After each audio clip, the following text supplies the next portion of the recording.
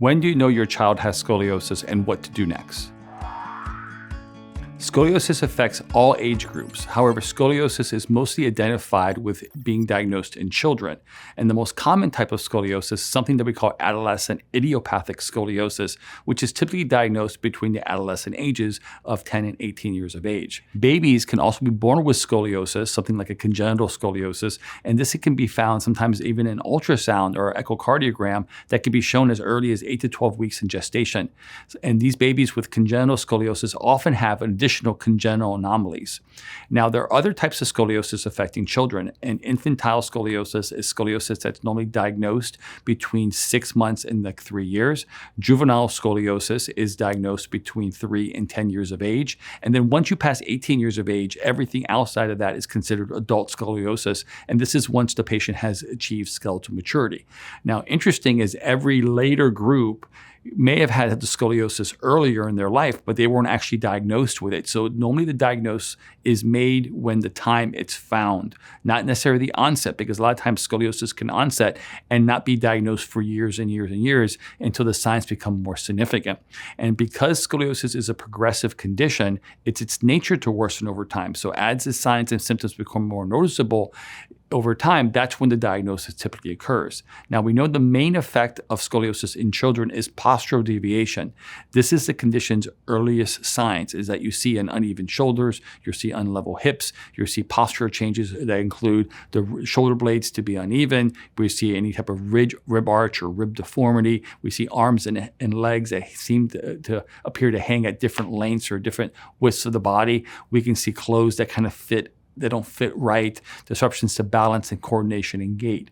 But most adolescents don't have pain or any kind of discomfort associated with their scoliosis, so it's only a posture appearance that we tend to see.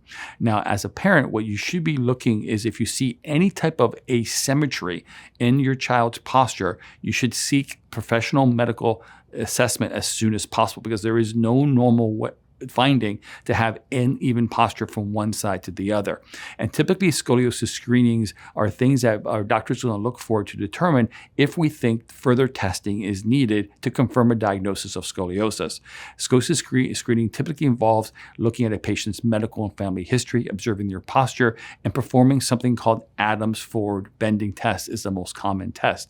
This Adams forward bending test is a gold standard in scoliosis screening. However, I believe it's limited to diagnosing all cases of scoliosis, and it tends to lead to false negatives. And I'll explain that in a second.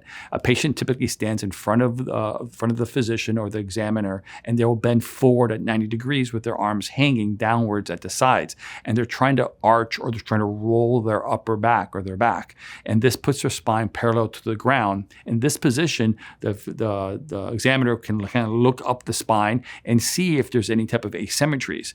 Now, normally, if there's a thoracic scoliosis, it's very easy to see the thoracic rib cage being unlevel, meaning one side higher than the other.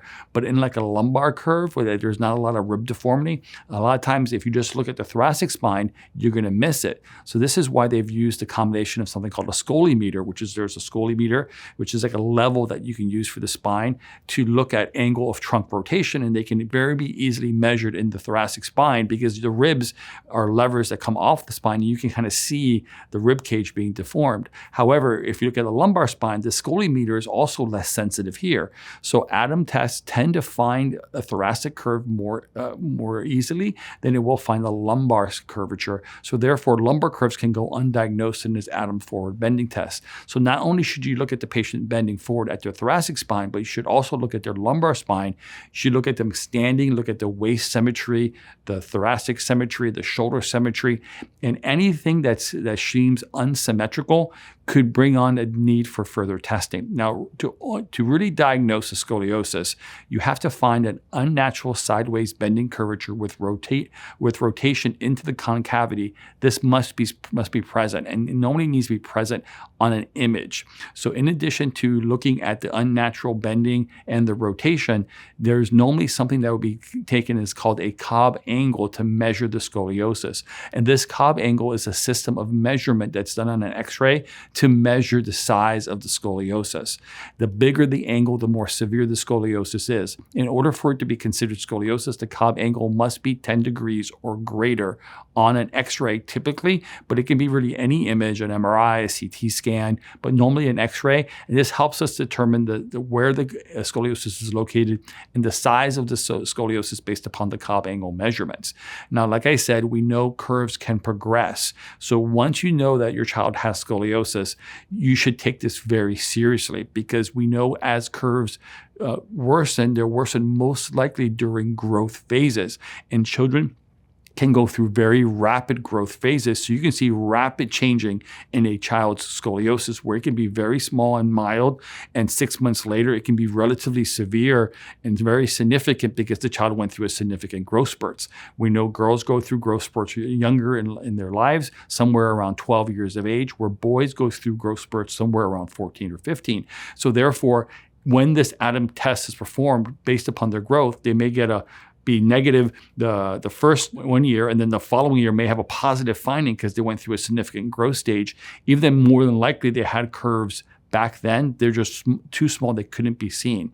So for children that are recently diagnosed, the most important decision is how you're going to treat it. Are you just going to watch and see what happens and see if it worsens, which is typically what happens with traditional approaches? Or are you going to take a more proactive approach and try to reduce the curves so they're less likely to become severe? Here at the Scoliosis Reduction Center, we treat childhood scoliosis with a proactive, conservative treatment approach because we much rather treat small curves than deal with more severe ones later. Thanks for watching. I hope you found this information helpful. If you'd like to hear about other topics and information on scoliosis, type in the comments below and let us know.